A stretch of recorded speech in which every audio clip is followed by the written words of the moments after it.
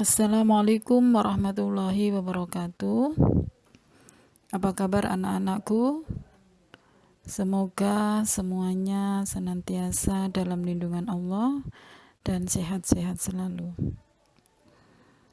Anak-anakku, pada materi kita hari ini adalah bab 1, yaitu tentang hari kiamat, yaitu meyakini hari akhir, mengakhiri kebiasaan buruk.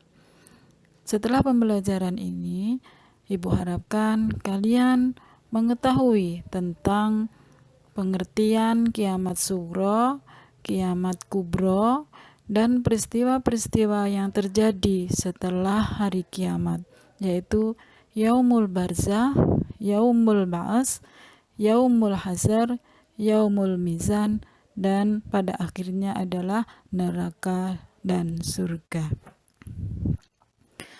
Sebelum kita membahas materi lebih lanjut, marilah kita membaca doa dulu, yaitu Ummul Quran bersama-sama.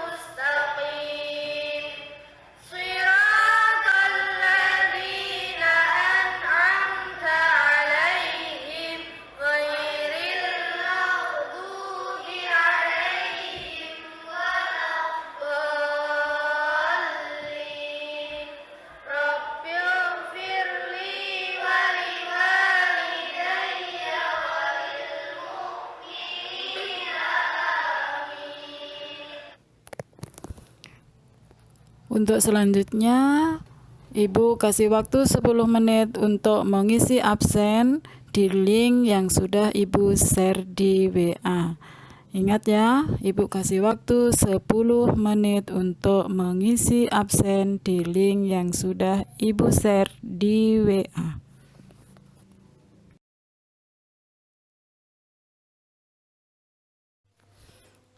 Anak-anakku, sebelum kita mengetahui tentang pengertian hari akhir, coba perhatikan gambar 1.5 dan gambar 1.6. Dan tugas untuk kalian, perhatikan perintahnya di bawah gambar. Amati dan cermati gambar 1.5 dan gambar 1.6. Kemudian, tulislah komentar kalian terkait dengan gambar tersebut di buku tugas agama. Ingat ya, di buku tugas agama. Sekarang simak dan perhatikan. Pengertian iman kepada hari akhir. Menurut bahasa, hari kiamat berarti hari kebangkitan atau hari kehancuran. Sedangkan menurut istilah, iman kepada hari kiamat ialah meyakini dengan sepenuh hati bahwa dunia ini akan hancur, binasa, dan berganti dengan kehidupan akhirat yang kekal dan abadi sebagai tempat pembalasan amal perbuatan manusia di dunia. Kemudian mempersiapkan bekal yang sebanyak-banyaknya untuk kebahagiaan hidup di akhirat tersebut.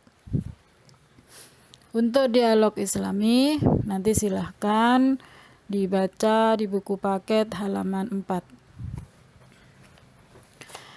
Dasar hukum tentang datangnya hari kiamat.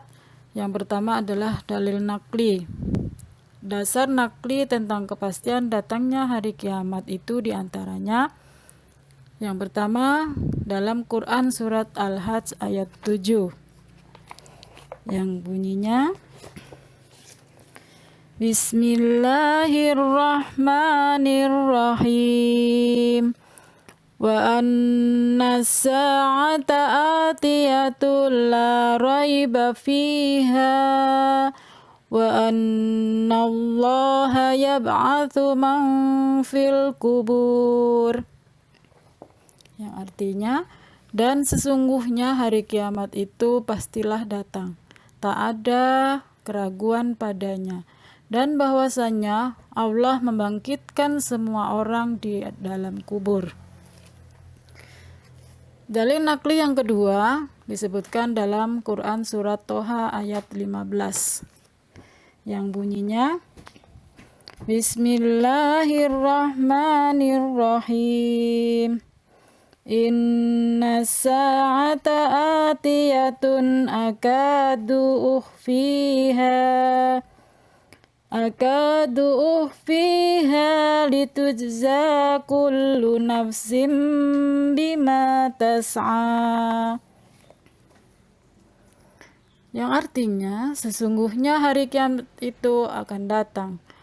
Aku merahasiakan waktunya agar supaya tiap-tiap diri itu dibalas dengan apa yang ia usahakan. Sekarang tugas kalian, coba perhatikan yang di bawah.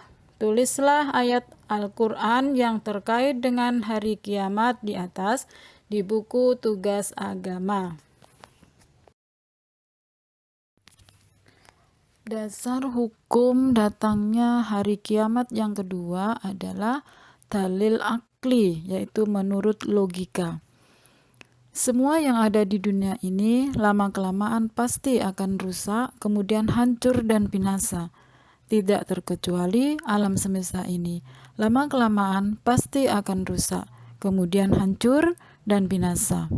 Hancur dan binasanya alam semesta inilah yang kita kenal sebagai hari kiamat. Indikasi tentang kemungkinan rusaknya alam semesta berikut tata suryanya itu banyak sekali, di antaranya bocornya lapisan ozon, meningkatnya pemanasan global, pergantian musim yang tidak menentu, jatuhnya batu meteor di bumi, banyaknya gunung Merapi yang menjadi aktif kembali, dan lain sebagainya. Dengan demikian, menurut logika, kiamat pasti akan terjadi.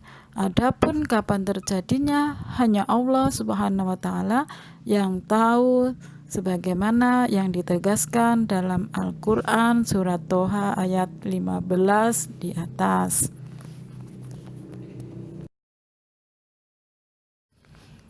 Demikian pembahasan materi pada hari ini, dan Ibu ingatkan tugas-tugas yang harus kalian kerjakan, yaitu yang pertama mengamati gambar 1.5 dan 1.6. Kemudian yang kedua menulis ayat yang terkait dengan hari kiamat, yaitu Quran surat Al-Hajj ayat 7 dan Quran surat Toha ayat 15.